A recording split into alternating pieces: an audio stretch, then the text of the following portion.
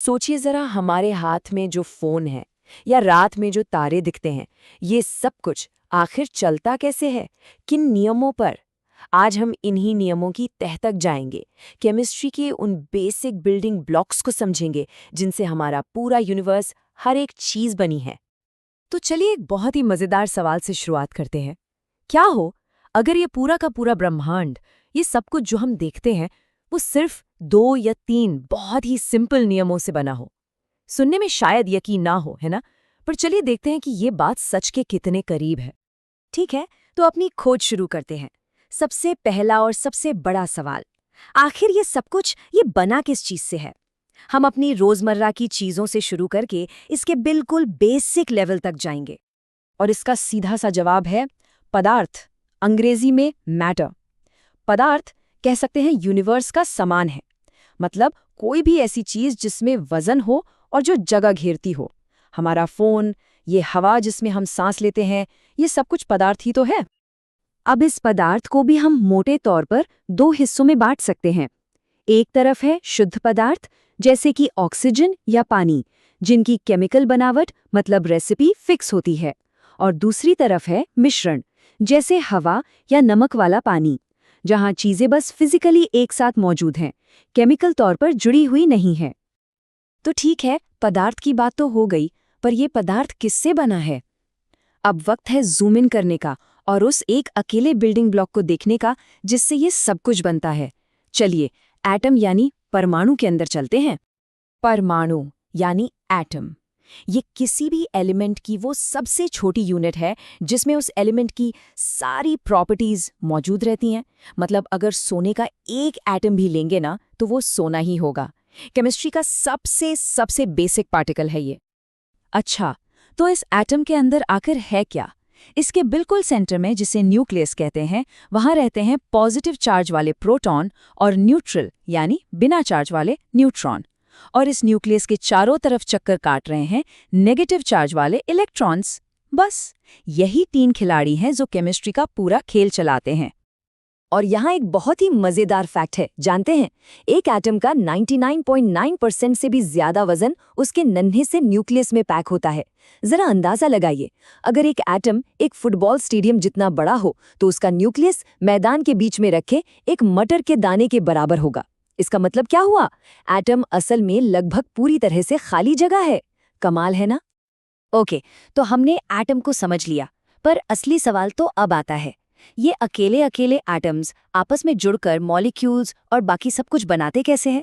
और यहीं पे वो सिंपल से नियम काम आते हैं जिनकी बात हमने एकदम शुरू में की थी। तो सारा खेल इलेक्ट्रॉन्स का है। और वो भी कौन से? खास तौर पर वो जो सबसे बाहरी ऑर्बिट या कह लें शेल में घूमते हैं। इन्हें वैलेंस इलेक्ट्रॉन कहते हैं। यही वो इलेक्ट्रॉन्स हैं जो दूसरे एटम्स के साथ मेल जोल करते हैं और केमिकल बॉन्ड बनाते हैं। इसे समझने का एक आसान तरीका है।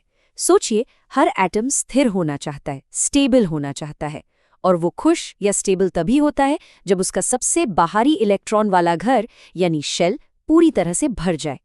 पूरी केमिस्ट्री की कहानी बस इसी स्टेबिलिटी की तलाश के इर्द गिर्द घूमती है।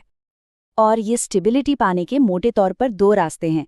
पहला है आयोनिक बॉन्ड। इसमें एक एटम दानी बन जाता है और अपना इलेक्ट्रॉन दूसरे को दे देता है। ये एक देने और लेने वाला रिश्ता है। दूसरा है कोवैलेंट बॉन्ड। इसमें एटम्स इलेक्ट्रॉन्स को आपस में शेयर करते हैं, एक मजबूत पार्टनरशिप बनाते हैं। चलो आयनिक बॉन्ड का एक क्लासिक एग्जाम्पल देखते हैं, नमक का बनना। सोडियम के पास एक एक्स्ट्रा इलेक्ट्रॉन है जिससे वो छुटकारा पाना चाहता है। दूसरी तरफ क्लोरीन है जिसे अपना घर पूरा करने के लिए बस एक इलेक्ट्रॉन की जरूरत है। तो सोडियम अपना इलेक्ट्रॉन क्लोरीन को दे देता है। अब दोनों पर चार्ज आ गया और वो चुंबक की तरह एक दूसरे से चिपक जाते हैं और बस बन गया हमारा खाने वाला नमक, NaCl। अब देखते हैं कोवैलेंट बॉन्ड यानी शेयरिंग वाला बॉन्ड। सबसे अच्छा एग्जाम्पल है पानी।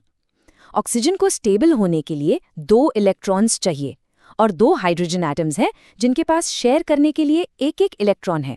तो ये तीनों साथ आते हैं, इलेक्ट्रॉन्स की साझेदारी करते हैं और ये मजबूत शेयरिंग एक स्टेबल पानी का मॉलिक्यूल बना देती है। यहाँ लेन देन नहीं बल्कि पार्टनरशिप है।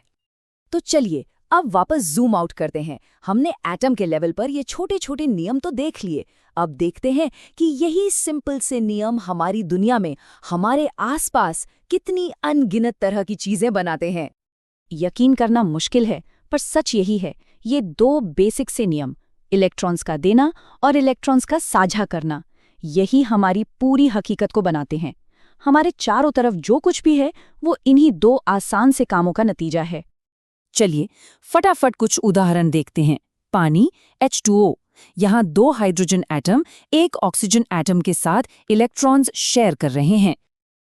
अगला कार्बन डाइऑक्साइड CO2, यहाँ भी एक कार्बन एटम 2 ऑक्सीजन एटम्स के साथ इलेक्ट्रॉन्स शेयर कर रहा है।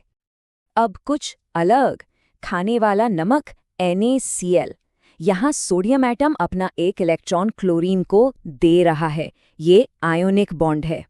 और मीथेन CH4, जो कि नेचुरल गैस है, इसमें एक कार्बन एटम 4 हाइड्रोजन एटम्स के साथ इलेक्ट्रॉन्स शेयर कर रहा है। देखा शेयरिंग के कितने रूप हैं।